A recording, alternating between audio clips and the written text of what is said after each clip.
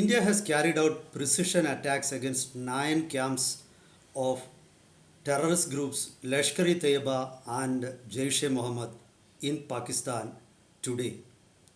Today is May 7th, 2025. The attack occurred at early morning at around 2 a.m. You know, scores of terrorists were killed in the attack.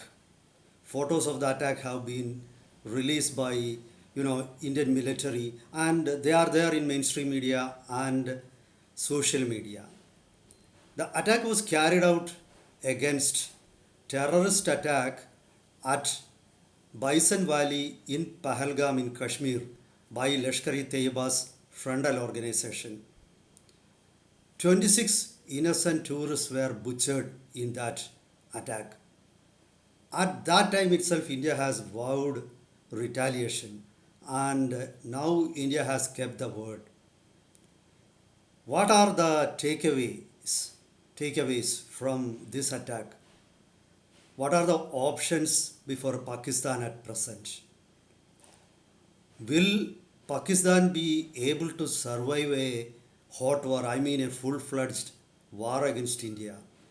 These questions are being asked by military experts, then political analysts, and even common man. Let's get to the bottom of the whole issue. Welcome to Insights. I am Hari Kumar. Let's start with the first question. What is the takeaway from this precision strike? India has called Pakistan's nuclear bluff. This is the first takeaway. After India warned of an impending attack against terrorist groups, Pakistan Prime Minister Shahbaz Sharif and the Pakistan Army Chief have warned India of a nuclear strike if India dared to attack Pakistan. Now India has proved that India doesn't care about such hollow threats. So this is the first takeaway from the precision attack. Now Pakistan has not gained anything by raising nuclear bogey, and at the same time Pakistan's immature response had come in for criticisms from different agencies in the world and different countries around the globe. Even the UN Security Council was unhappy with Pakistan. So that was the outcome. Now, what are the other outcomes? India's precision attack at 9 centers included terrorist camps deep inside Pakistan. For example, the terrorist camp at Bahawalpur, at Murid K.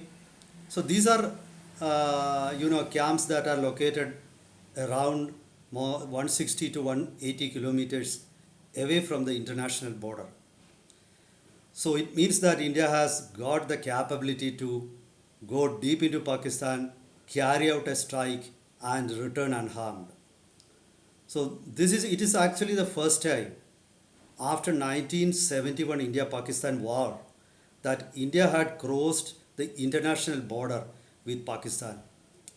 There have been intermittent clashes with Pakistan over the last few years, but all those times India crossed the line of control in Kashmir. Now for the first time India has crossed the international borders also. So this is actually a warning for Pakistan. Pakistan should not think that India won't cross international borders. So India has done that. India has lost all kinds of apprehensions or reluctance to cross the border. So Pakistan cannot expect India to behave as India used to, with very caution and restraint in the past. Now Pakistan is in real danger. This is the number one aspect. There is another outcome also. Pakistan itself has agreed or considered that India has been able to destroy 9 terror camps and many people have been killed. That also Pakistan has admitted. So it means that Pakistan missile defense systems have totally failed. They were unable to shoot down any missile. Pakistan is claiming that they have shot down a few Indian fighter jets. So if that is the reality, when there, where are the pilots? Now Pakistan would not, I am sure Pakistan would not have missed an opportunity to exhibit pilots before international media had they shot down any aircraft. So this time the claim of Pakistan sounds hollow. This is another important outcome. You know, then if Pakistan is claiming that they shot India's fighter jets inside India itself, it lacks credibility. Nobody is going to believe. It won't sell. So this is another, reading from the whole issue. Then now let's analyze what are the options before Pakistan. You know, India has already suspended the Indus water distribution or sharing treaty. Now, Pakistan has already started feeling the heat of that act. Now, Pakistan has warned that they are going to come and attack India. Now, they themselves are indirectly admitting that they lack the strength to attack India. Now I am sure that even by international standards, India was giving Pakistan water much more than really they can claim. So from now onwards, I am sure that India may release some amount of water in the coming days to Pakistan because of humanitarian considerations. But definitely Pakistan will not be getting the same amount of water which they claim due to them anymore. So that is going to be a permanent woe for Pakistan farmers. For the public of Pakistan, this is going to be a real, trouble. There will be shortage of drinking water. There will be shortage of water for agricultural purposes. So on so many fronts, Pakistan will suffer. They don't have many options. Suppose what will happen if they go into a direct war? You know, as I said earlier, they couldn't even shoot down a missile or a drone sent by India.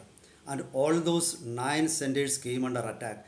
I am sure that Pakistan might have expected an attack against LET and JEM terror camps in their country. So they were unable to prevent that. Now, suppose India launches 800-kilometer range Brahmos missiles. Suppose India sends a barrage of missiles. Suppose India sends Agni missile. What is going to happen? Will Pakistan be able to shoot down at least a single Brahmos missile? Will Pakistan be able to checkmate any, Agni 5 or Agni 4 missile? Absolutely not. So I am sure that there is going to be trouble or even a coup d'etat in Pakistan. Pakistan Prime Minister Shahbaz Sharif is not known to be a powerful politician. He doesn't command respect in Pakistan. The only option before, I think, Shahbaz Sharif government is to resign. The present Pakistan military chief who escalated the situation, it was he who gave green signal to terrorists to attack by raising the issue that Hindus and Muslims are two different nations and Muslims are far ahead of Hindus as a civilization, and every citizen of Pakistan need to remember that such inflammatory and foolish arguments and talks won't hold water anymore. The old theory that, one Muslim is equal to 20 Hindus no, but will not hold water anymore. That won't sell anywhere in the world. Just because you claim, you just shout Allahu Akbar, nobody is going to come and help you. So Pakistan is nearing their, nemesis. You know what is going to happen? Pakistan has already withdrawn their troops from Balochistan and Khyber Pakhtunkhwa. So I'm sure that the separatist groups there in Khyber Pakhtunkhwa and Balochistan are going to assert in the coming days. Pakistan cannot afford to keep troops there. So I'm sure at the earliest Balochistan is going to get itself separated from Pakistan. Balochistan may declare their independence. The parts of Khyber Pakhtunkhwa will also return to Afghanistan. So this is going to be a very difficult situation for Pakistan. China is not going to come to the aid of Pakistan directly. They may, at the most, they may be supplying some weapons or ammunition to Pakistan. I'm sure this time Pakistan is not going to get aid as the US used to give them in the past. So situation is very tough for Pakistan. In the coming days, I think the only option before Pakistan government is to resign or they will replace. A new government will enter into negotiations with India. Pakistan will also force the US to indirectly intervene. India is not going to accept mediation of any country, but at the same time, Prime Minister Narendra Modi and President Donald Trump share very good relations. So that friendly advice or friendly pressure from Trump will be there. I'm sure India may not want to claim any huge, vast tracts of Pakistan land. India may, teach Pakistan a lesson, a memorable lesson, so that Pakistan won't be encouraging terrorists in the coming days. Anyway, Pakistan's policy of making 1,000 cuts and bleeding India to death through that is not going to succeed. The days of shadow boxing are over. Now, either you have to go for a direct confrontation or you have to maintain peace. There are only two options. Let's wait for, other steps.